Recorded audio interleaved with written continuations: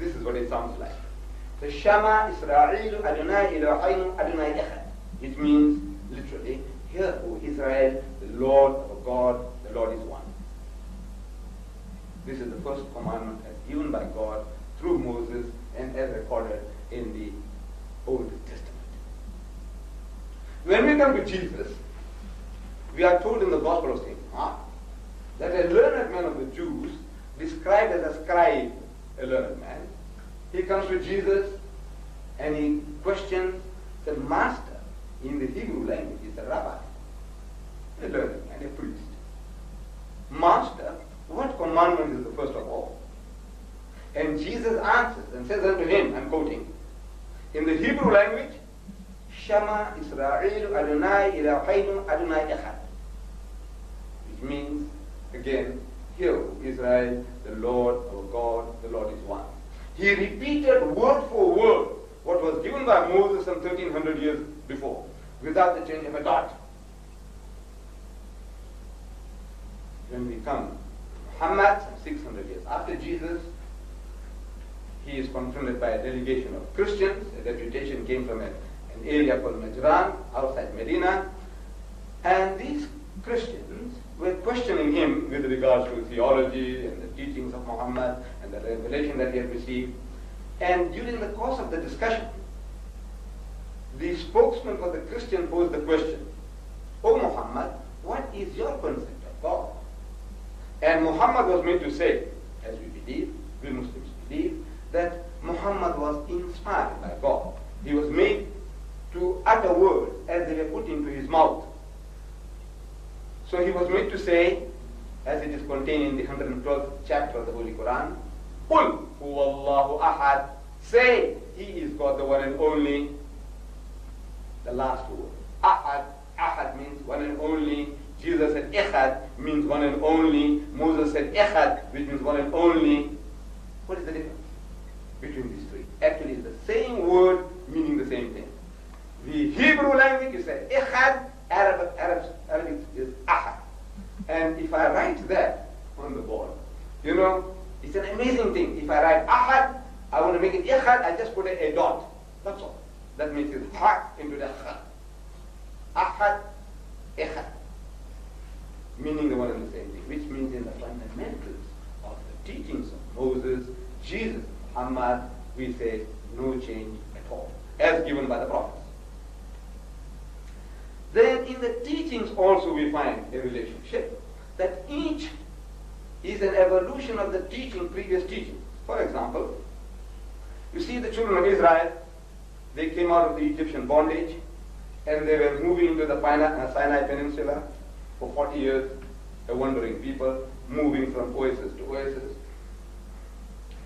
And under those circumstances, the Jews were given a law, a very beautiful law, which was an eye for an eye and a tooth for a tooth. Quick justice. If you injured my eye, I injure yours. Move on, there's work to be done. You broke my tooth, I break yours. There's justice to be done. Move on, there's work to be done. There's no time for lengthy litigations. There's no time for putting a man in concentration camp or prison. An eye for an eye and a tooth for a tooth. Beautiful law. A Jesus or a Muhammad couldn't have done anything better in the wilderness for these people. Suppose instead of Moses it was Jesus, what would he have given? I said the same. He couldn't have chosen to turn the other cheek. See, because it was uncalled for there in the desert. If it was Muhammad instead of Moses, what would he have said? I say word for word the same. Because coming from the same God, we believe that God Almighty was inspiring Moses to give solution to the problems of his people. The names of that personality doesn't matter. Whatever the name, the teaching would have been the same according to the needs of the people. Adultery. Moses gave the law that the adulterer and the adulteress must be stoned to death. If it was Jesus, he would have done the same thing. If it was Muhammad, he would have done the same thing in the desert. Now this, though it seems very harsh and cruel to us, this was the most merciful way of getting rid of an antisocial character, an adulterer. Because the system as given by God Almighty to these Jews was a system in which they could have had limited number of wives. Unlimited number of wives.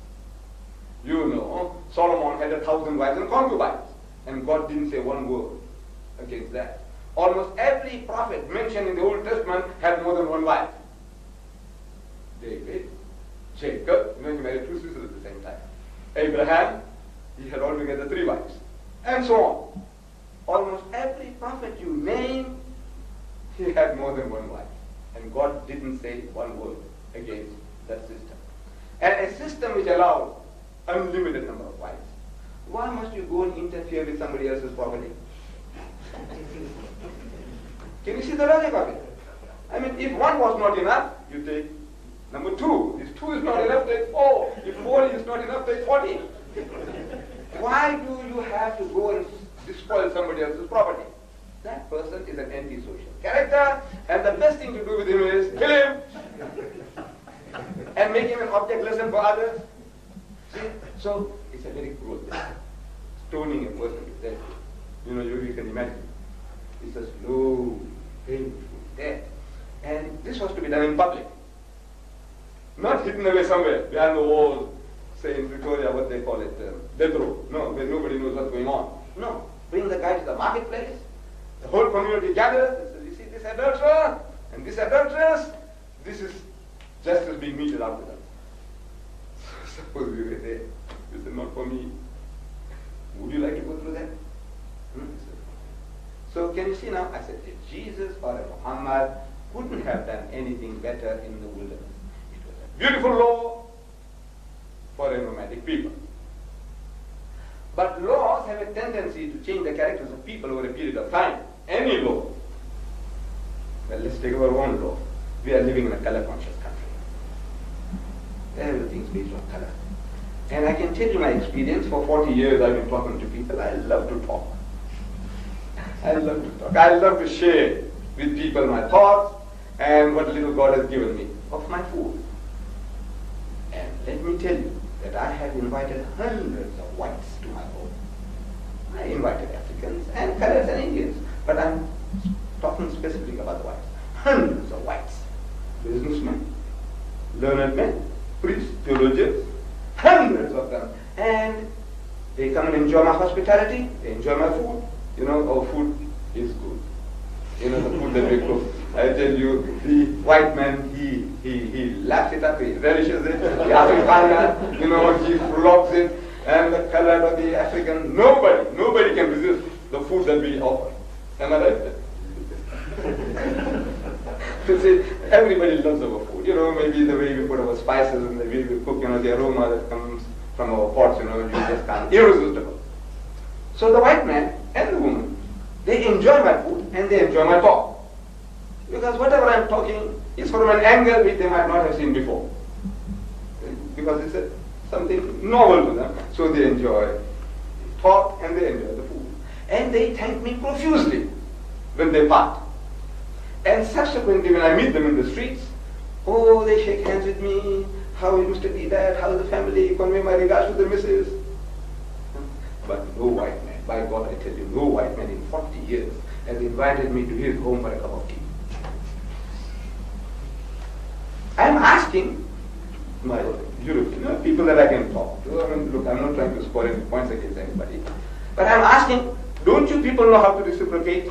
In your culture, in your civilization, is there no such thing as reciprocation? There is. There is. You do reciprocate, I know. Among yourselves, you do. You invite one another to your homes. But at the back of your mind,